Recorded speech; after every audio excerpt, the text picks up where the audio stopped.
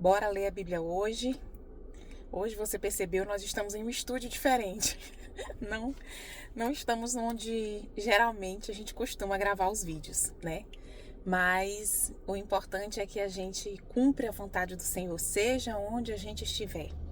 Essa é a nossa missão. Nem sempre as coisas vão estar favoráveis, né? Nem sempre servir ao Senhor, cumprir a sua vontade, agradá-lo, vai ser sinônimo de facilidade. Maria que o diga, né? Foi um grande desafio para ela e para José, carregar um bebê, o Salvador do mundo, na sua barriga. E na hora do parto, bater nas portas e nenhuma se abrir, e ela ter que dar à luz àquela criança em um curral sujo, né, úmido, cheio de animais. Então, a caminhada com Cristo, ela não quer dizer que vai estar tudo pronto e facilitado, que Deus vai na frente ajeitando tudo, porque não vai. A gente tem os nossos desafios desse mundo doente, caído, desse mundo contaminado pelo pecado, né? Mas o Senhor nos promete que estará conosco em todos os momentos, todos os dias. E isso nos basta, tá certo? E a nossa esperança não está nesse mundo, está no próximo, né? Então que o Senhor continue nos dando força, graça, perseverança, sabedoria e discernimento para continuar a nossa caminhada.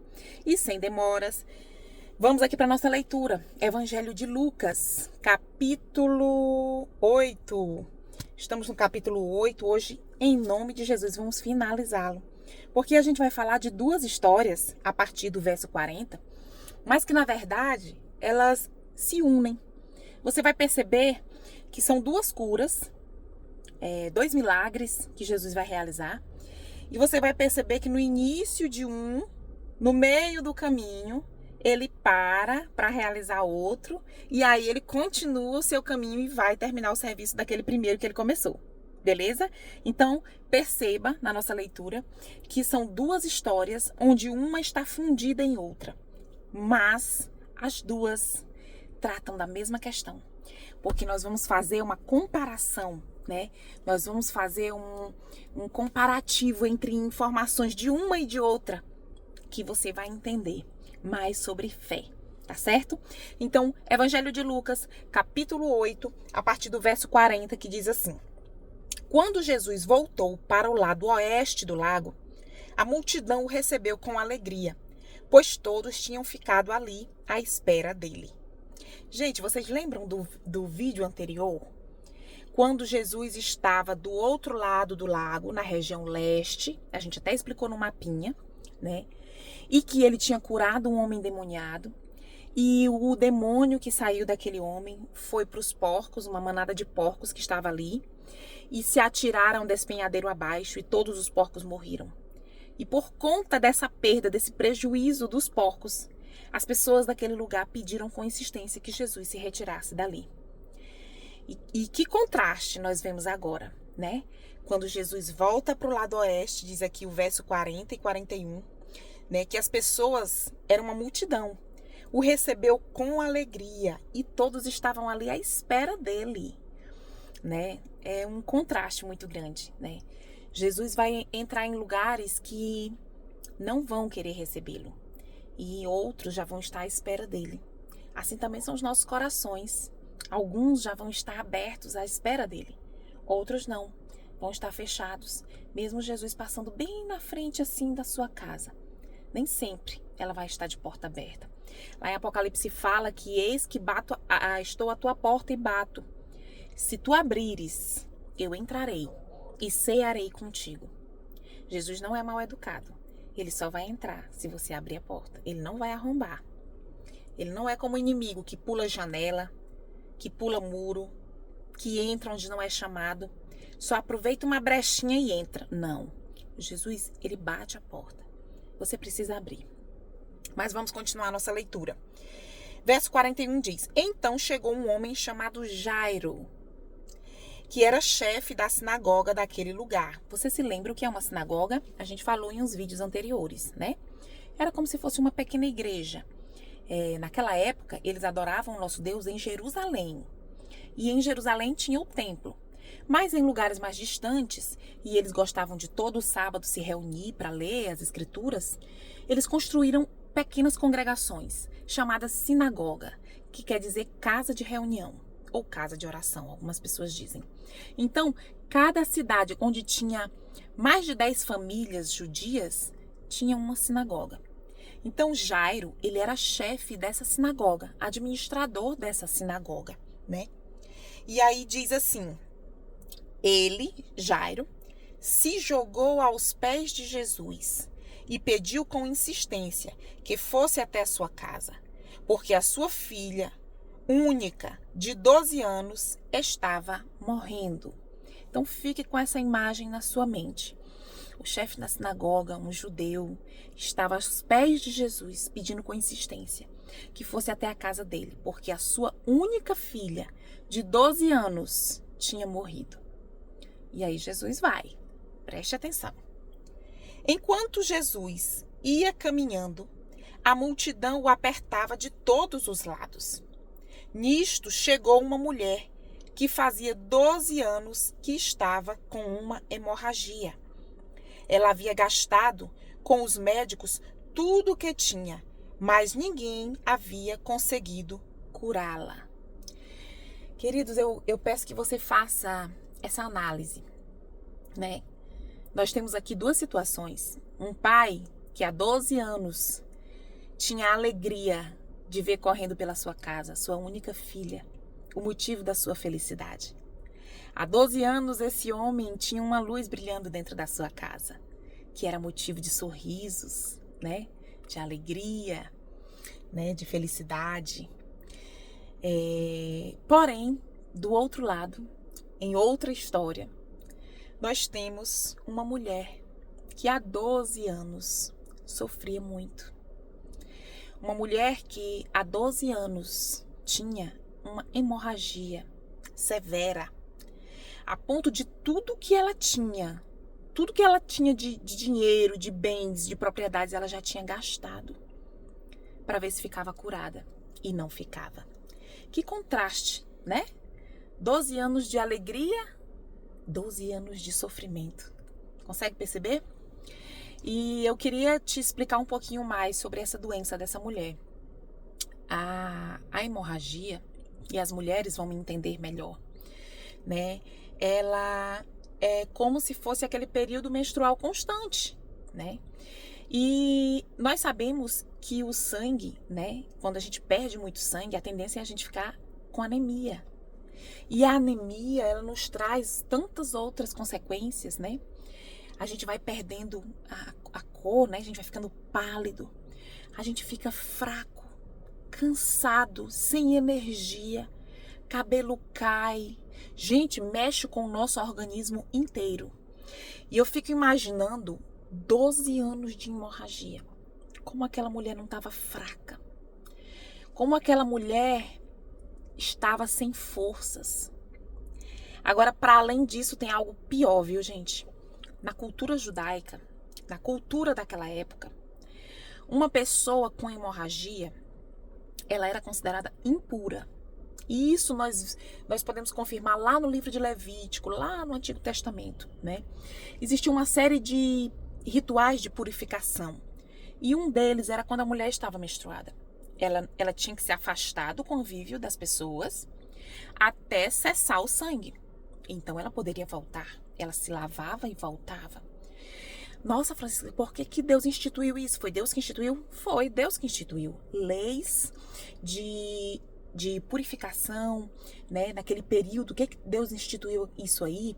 Naquele período que o povo passou 40 anos no deserto, né? Peregrinando. Num período em que não existia medicação, num período em que tinha escassez de água.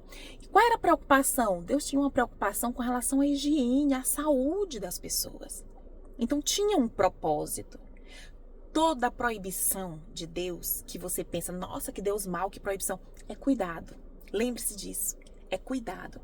Então, essa proibição, ela tinha esse objetivo, essa finalidade, de evitar contaminação, né? Então, tinha toda essa questão. E essa mulher, há 12 anos, vivia fora do convívio da sua família, fora de um convívio em sociedade, né? Era como se fosse uma leprosa na época, né? E para ela, além de perder esse convívio com a sociedade, com as pessoas, ela perdeu seus bens, ela perdeu... Gente, eu acho que essa mulher não tinha mais... nada mais fazia sentido para ela, né? Eu fico tentando imaginar as dificuldades que essa mulher passou, as tristezas que essa mulher passou, né? A escassez que essa mulher passou. Como essa mulher viveu esses 12 anos, né? Mas dito isso, vamos continuar. No versículo 44 diz assim: ela foi por trás de Jesus e tocou na barra da capa dele, e logo o sangue parou de escorrer. Vejam, vamos entender o contexto, gente. Nós estamos em um momento ali de multidão, onde a multidão está ali abarrotando, imprensando Jesus, né? E ela foi atrás de Jesus e tocou na barra da capa dele. Aí o sangue parou de escorrer. Há 12 anos essa mulher não tinha essa sensação. E hoje ela teve. Versículo 45 diz assim: aí Jesus perguntou: quem foi que me tocou? Mas todos negaram. Então Pedro disse: mestre, todo o povo está rodeando o Senhor e o está apertando. Mas Jesus disse: alguém me tocou, pois eu senti que de mim saiu poder. Então, a mulher, vendo que não podia mais ficar escondida, veio tremendo, coitada, e se atirou aos pés de Jesus. E diante de todos, contou a Jesus por que tinha tocado nele e como havia sido curada na mesma hora. Olha que lindo. Aí Jesus disse: minha filha, você sarou, porque teve fé. Vá em paz. Olha que lindo. Eu queria fazer uma comparação para você. Lembra que no versículo 41 diz que Jairo se jogou aos pés de Jesus? Jairo se jogou aos pés de Jesus para pedir. E nós muitas vezes vamos nos jogar aos pés de Jesus para pedir. Pedir uma cura, pedir que Jesus retire umas angústias que estão no nosso coração, pedir sabedoria, pedir discernimento, pedir que o Senhor abra portas, pedir restauração de relacionamentos, pedir por outra pessoa, né? Mas eu acho lindo quando aqui no verso 47 diz a mesma frase, que essa mulher se atirou aos pés de Jesus, mas para agradecer. Para agradecer pelo que ela recebeu, pelo milagre que ela recebeu. E eu não sei se você pode já usar colocou... a Siri em seu carro depois de olha, conectar o Apple CarPlay. O estúdio, o problema da mudança de estúdio é essa. Aí a mulher aqui tá falando aqui umas coisas. Eu não sei nem como é que desliga nesse carro aqui, que eu não tô no meu carro. Mas vamos continuando, eu não vou cortar o vídeo, porque senão vai dar trabalho eu editar, tá bom? Vamos continuando. Eu acho lindo que ela se jogou. Acontece essas coisas, viu? O ao vivo é assim. Essa mulher se joga aos pés de Jesus para agradecer. E eu não sei se você vai ter motivo, vai ter necessidade. Ou se você já passou pela necessidade de se jogar aos pés de Jesus para pedir. Mas certamente você já. E se não, você tem motivos para se jogar aos pés do Senhor para agradecer. Com certeza você tem. Se você já abriu os olhos hoje, você já tem motivo para se jogar aos pés de Jesus e agradecer. Se você já respirou hoje, você já tem motivos para se jogar aos pés de Jesus e para agradecer. Que mais? Tantas outras coisas você já tem grandiosas hoje. Quantas pessoas especiais estão ao teu lado hoje? Você já tem o que comer garantido hoje? Se jogue aos pés de Jesus e agradeça. Porque a gente só dá valor às coisas quando a gente perde. E essa mulher sabia o tamanho da recompensa, o tamanho do presente que ela ganhou. E ela se jogou aos pés do Senhor para agradecer. Mas vamos continuar. A história dela terminou aqui. Jesus disse: vai em paz, a tua fé te curou, né? E nós precisamos de fé. O Senhor diz que essa fé, ela pode não ser tão grande, mas nós precisamos ter fé. E continuando na nossa leitura, no verso 49 diz: Jesus ainda estava falando quando chegou da casa de Jairo um empregado que disse: seu Jairo, a menina já morreu. Não aborreça mais o mestre. Então, nós vemos que Jesus estava a caminho da casa de Jairo, veio a situação da mulher com hemorragia, né, no meio do caminho, e aí no final volta a história de Jairo. E é assim com a gente, sabe? A gente às vezes sai de casa com um propósito e no meio do caminho Deus nos dá outra missão. E a gente vai, cumpre a vontade de Deus e no final do dia a gente diz: nossa, eu saí de casa com um plano assim, assim, assado. E no meio do caminho o Senhor me usou e glória a Deus por isso, né? Então a gente precisa ter essa flexibilidade para o Senhor nos usar. Estarmos sempre preparados para que o Senhor nos use no meio do caminho. Ande sempre com a Bíblia, conheça a sua Bíblia. Vai que num trabalho, vai que em algum lugar o Senhor precisa te usar para você conversar com alguém. Isso é muito importante. Mas aí, os empregados vêm ao encontro de Jairo e diz: Jairo, deixa o mestre quieto, a menina já morreu, não tem mais jeito não. E olha o que diz no verso 50. Jesus ouviu isso e disse a Jairo: não tenha medo, tenha fé e ela ficará boa. E aqui eu quero fazer mais um contraste entre Jairo e a mulher do fluxo de sangue. É muito chamada em algumas Bíblias a mulher do fluxo de sangue ou a mulher com hemorragia, né? Quero fazer essa comparação para você. Lembra que Jesus falou para ela que ela ficou sarada porque ela teve fé, né? Então essa mulher, ela foi tocar na roupa de Jesus. Em outros evangelhos diz assim, que ela só pensou que se eu tocar na roupa dele eu vou ficar curada. Depois você acompanha em outros evangelhos, tá?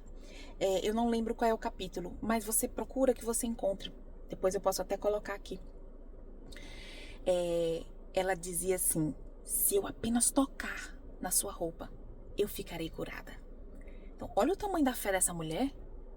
Ela sequer ficou na frente dele: Senhor, bota aqui a mão na minha cabeça, ora por mim. Não, ela disse: se eu tocar na sua roupa, eu ficarei curada. Essa mulher que já tinha procurado tantos médicos, ela teve uma fé tão grande em Jesus. E às vezes é assim, às vezes a gente já tem essa fé. Outras vezes, nós somos como Jairo. Nós precisamos desenvolver a nossa fé. Quando Jesus diz: não tenha medo, tenha fé e ela ficará boa, lá no verso 50, Jesus conhecia que o coração de Jairo estava miudinho, apertadinho, quando os funcionários disseram: ela já morreu, né? Então, Jesus convida Jairo a continuar caminhando, a deixar o medo para trás e crer que ela ficará boa. Jesus te chama a continuar caminhando, a continuar olhando para frente, mesmo que tenha morrido as esperanças no teu coração, daquilo que você tanto anseia, daquilo que você tanto tem lutado, daquilo que você sabe que é propósito de Deus na tua vida. Deus te chama: não tenha medo, tenha fé, continue andando. Eu estou ao teu lado. Se Ele está caminhando conosco, meus irmãos, vocês acham que Ele vai nos levar para um caminho de morte? Nunca. Ele vai nos levar para um caminho de vida e vida eterna. Amém? Mas vamos continuar. No verso 51 diz: quando Jesus chegou à casa de Jairo, deixou que Pedro, João e Tiago entrassem com ele, além do pai e a mãe da menina, e mais ninguém. Todos os que estavam ali choravam e se lamentavam por causa da menina. Então Jesus disse: não chorem, a menina não morreu, ela está dormindo. Já tinham chegado as pessoas para providenciar o enterro e tudo mais. Mas para Jesus a morte é um sono. nós que morremos crendo em Jesus, declarando que Ele é o nosso único Salvador, a morte para nós é um sono. Na verdade, eu gosto de comparar a morte como uma porta. Não que se fecha, mas uma porta de passagem. Dessa para nossa vida. A nossa melhor vida. Amém? E no verso 53, aí começaram a caçoar dele, porque sabiam que ela estava morta. Olha só, as pessoas que estavam lá começaram a rir de Jesus. Mas Jesus pegou-a pela mão e disse bem alto: Menina, levante-se. Ela tornou a viver e se levantou imediatamente. Aí Jesus mandou que dessem comida a ela. Os seus pais ficaram muito admirados, mas Jesus mandou que não contassem a ninguém o que havia acontecido. Olha só, por que Jesus não queria que ninguém soubesse? Porque ainda não tinha chegado a hora de ele ser preso, julgado e condenado, né? Jesus não podia atiçar aqueles que o perseguiam demais ainda, né? Teria uma hora certa. Ele queria cumprir a agenda de Deus. Mas eu quero terminar essa mensagem de hoje te falando que a fé é algo que a gente muitas vezes vai precisar desenvolver, né? A gente vai precisar passar por situações difíceis, né? Eu lembro de Abraão, que foi considerado o pai da fé e não podia ter filhos, e já idoso, né? Deus prometeu que ele teria um filho e Deus deu o filho dele. Só que quando esse menino tinha 14 anos, provavelmente, na sua adolescência, o Senhor disse: eu quero que você sacrifique esse menino para mim. Sacrificar, gente, matar mesmo. E ele fez isso. Pegou o menino, pegou lenha, botou nos jumentos e subiu pro morro para sacrificar o menino. Quando ia chegando perto, o menino disse assim: pai, nós temos a lenha, temos o fogo, mas cadê o cordeiro para o sacrifício? Aí Abraão diz: meu filho, Deus proverá. Ele só disse isso: Deus proverá. Que é o que nós devemos dizer quando a gente não sabe de onde vai vir a solução. E eles continuaram seguindo, né? E subiram o morro. Chegando lá, o menino se deu conta que o sacrifício ia ser ele, né? E o pai, aquele pai já bem idoso, o seu único filho tão desejado, tão sonhado, e que um dia ele realizou o sonho de ter, né? Ele amarrou o menino, colocou em cima do feixe de lenha e tirou o seu punhal para sacrificar o filho, em obediência ao Senhor, porque o Senhor tinha pedido. Ele não questionou, meus irmãos: Senhor, tu não está sendo exigente demais? Senhor, tu não me deste o meu filho, agora tu vai tirar? Mas, Senhor, eu te sirvo a vida toda tão bem. Ele era um servo fiel. Ele não questionou. Mas quando ele levanta o punhal, a voz do anjo diz: não faça isso. Olhe para trás, tem um carneiro ali naqueles arbustos. Sacrifique o carneiro. Deus realmente providenciou. O Senhor proveu. E a gente às vezes escuta dizendo assim: Deus testou a fé de Abraão. Não, Deus conhecia a fé de Abraão. Ele sabe o tamanho da nossa fé. Mas Abraão não sabia até onde ele podia ir pelo Senhor. E nós também não sabemos até onde vai a nossa fé. Por isso, às vezes, Deus coloca a gente em certas situações para a gente ver até onde a gente vai. Para a gente saber o tamanho da nossa fé. Se é pouca, se é grande, ou se a gente precisa desenvolver mais. E esse mesmo sacrifício que Abraão teve que fazer, na verdade ele não teve que fazer, mas quase fez, o nosso Deus maravilhoso fez por nós. Entregou seu único filho para ser sacrificado no lugar do meu pecado, no lugar da minha vida e da sua vida. Que nós possamos nos jogar aos pés de Jesus para agradecer esse grandioso presente que nós recebemos sem merecer. Que essa mensagem fique martelando aí na sua mente. Ela vai ficar na minha. E que nós possamos ser cheios do Espírito Santo, cheios de gratidão por essa grandiosa graça, por esse grande presente que nós recebemos de Deus. Fica com Ele e até amanhã, se Deus quiser.